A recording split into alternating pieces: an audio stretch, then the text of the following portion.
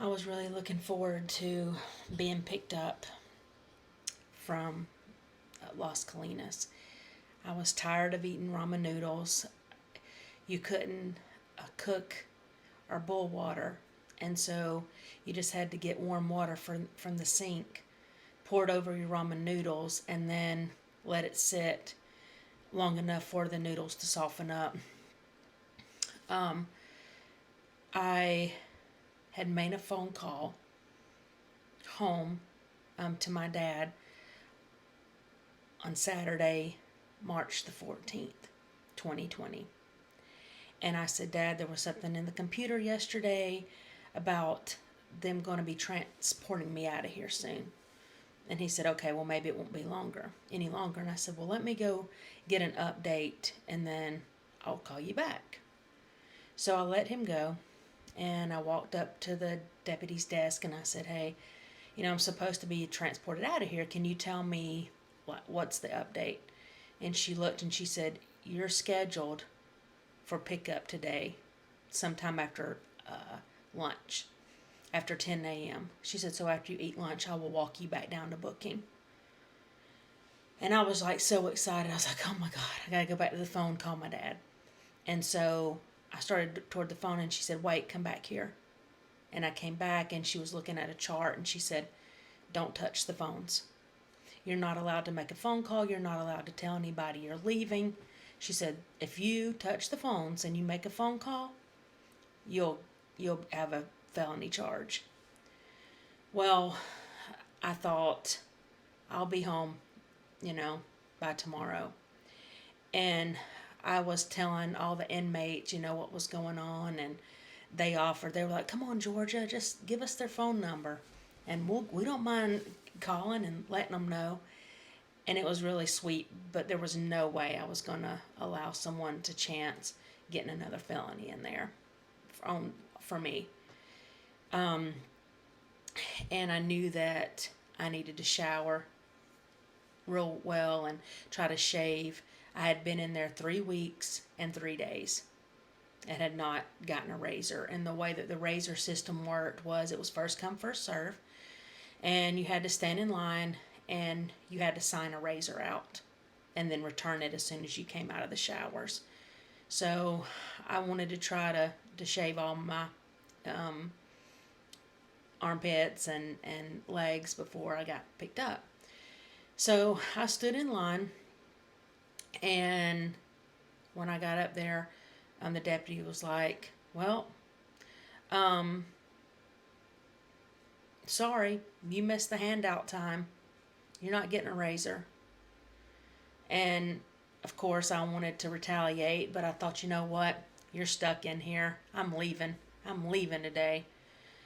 I had met a girl named Hazel, or they called her Hazel, and she had real green eyes. And she told me, she said, because I was going around telling everybody tomorrow's the 1 year anniversary of my brother's suicide. She was like, girl, Georgia, don't you worry. Girl, we got you. All these girls in here, we're going to love on you and support you. You don't have to go through that alone if you're here. I'm sorry, I know it's kind of looking dark. Probably perfect timing for the rest of this scene. But something's wrong with my lighting and it kind of keeps cutting out. I'm still going to finish up. Anyway, so I had met another woman in there, Maria, and she made me a folder out of a paper sack in exchange for a bag of chips. And I was able to use that folder to take all my collection of journaling that I had done while I was in jail. And it was about like that. And Hazel was like, listen, if they may not let you take that with you on that transport. She said, are you sure you don't want me to keep it and mail it to you? And I thought about it, and I gave her my sister's address because I seriously was afraid that I was going to lose those journals and I would not be able to have written this book or shared my story the way that I've been able to. Anyway, Linton, the one that was next to me, she had finally bonded out, and I'd had another neighbor named Lisa, and Lisa made me an Easter basket out of one of the cardboard food containers, and she had drew like some grass and a tree on the side with some colored pencils that she borrowed from another inmate. And then she put some stuff from her commissary in there, like some candies and a lot of sugary stuff, because that's mostly what those women in there would order. And it was just so sweet. Like, she slid it over on my side of the cinder blocks, and I was like, "Is that for me?" And she said, "Yeah." And then I, um, I started just walking around and thinking about, um, these women have become my family in almost 2.5 weeks of being in that walk-in dorm. And we took care of each other with food and support, and there would be a lot of tears, a lot of disappointment from the families, and it was, it was hard, and it really wasn't so much the inmates. I mean, there were some rough women in there, but it was more than not the the guards and the deputies or the officers, whatever you want to call them. Those were that was what was happening, and all the injustice and people being in there because they didn't have a $250 bond, or in my case, being locked up in there because I was a felon fugitive and I didn't even have a warrant on me when I left the country. So it was just, that was the sickening part. Anyway, so I was getting ready, getting all my stuff together, putting all my journaling in a stack, because I knew that I was going to be going home. And 11 o'clock came around, 12 o'clock came around, 1 o'clock had come around, and I still wasn't told, "Hey, let's go to booking." And I kept saying, "Hey, what's going on? What's going on?" And she's like, "Oh, there's a delay. There's a delay. They're not going to be here when I told you they were going to be here. They have until midnight tonight." And so, you don't want to talk about a long day. I was not able to call my family. And I had no idea what the transport was going to look like. Was it going to be a bus? Was it going to be an officer picking me up and carrying me to the airport and me being on a plane? I had still, nobody could tell me any of that.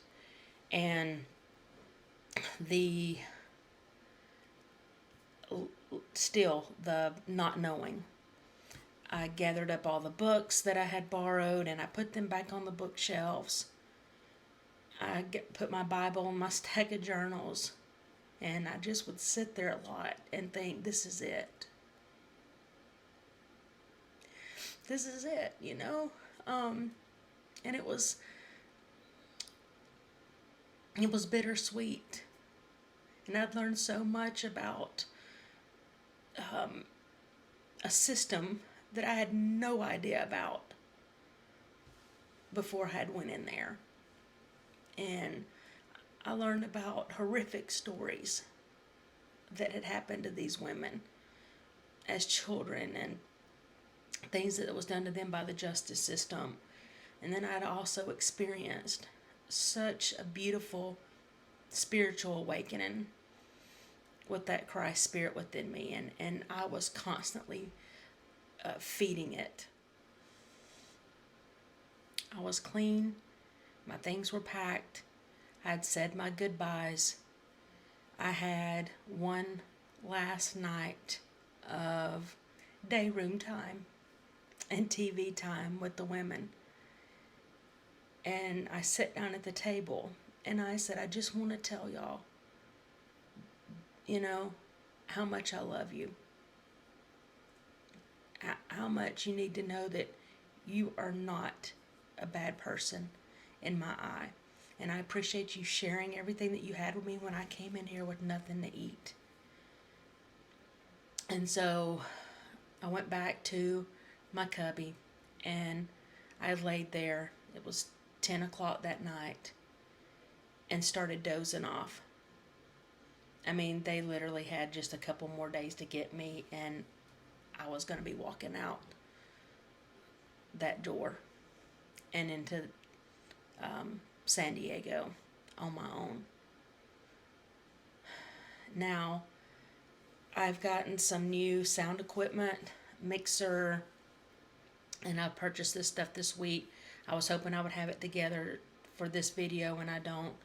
So the next video, I should have everything together and working, and I think that that's perfect because that's going to start my release and my transport. And to just be patient because it may not be here Thursday. It may be a day late, but I'm working really hard. I feel like God's really called me to kind of step it up. This has just been a time of just practicing being confident, reading my story on camera to people that I don't know, to people I do know who did not know this part about my arrest. You know, I was not able to talk about all the detail until now. And so, yeah, if you'll just hang in there, it's going to be a different sound and a different mix.